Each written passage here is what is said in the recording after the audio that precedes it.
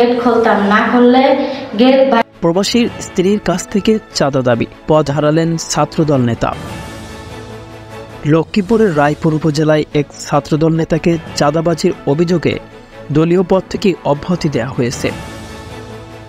উত্তর চরবংশী ইউনিয়ন ছাত্রদলের সভাপতি আদনান হাবিবের বিরুদ্ধে এক প্রবাসীর স্ত্রীর কাছ থেকে 18 লক্ষ টাকা চাঁদা দাবির গুরুতর অভিযোগ উঠে এসেছে।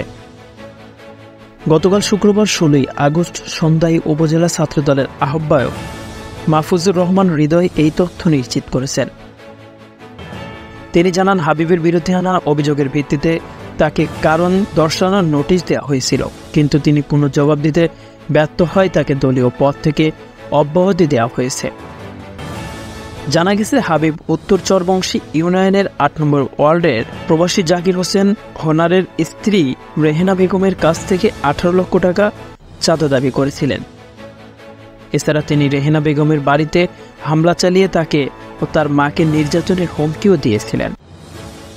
এদিকে দলীয় সূত্রে জানায়, এই ঘটনার পর উপজেলা ছাত্রদলের আহ্বায়ক মাহফুজুর রহমান হৃদয় ও সদস্য সচিব আবদুল্লাহ আল রহমান রিফাতের নির্দেশে হাবিবকে কারণ দর্শানোর নোটিশ দেওয়া হয়, কিন্তু তিনি কোনো জবাব দিতে ব্যর্থ হয় তাকে দলীয় পদ থেকে অব্যাহতি দেওয়া হয়।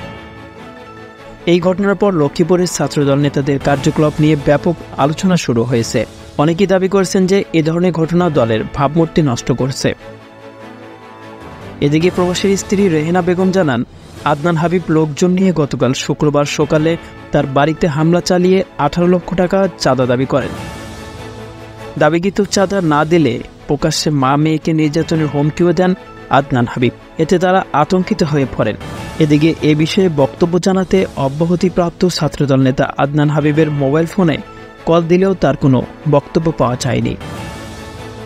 সংবাদের এ পর্যন্তই। পরবর্তী নিউজ আপডেট পেতে আমাদের সাথেই থাকুন। ধন্যবাদ।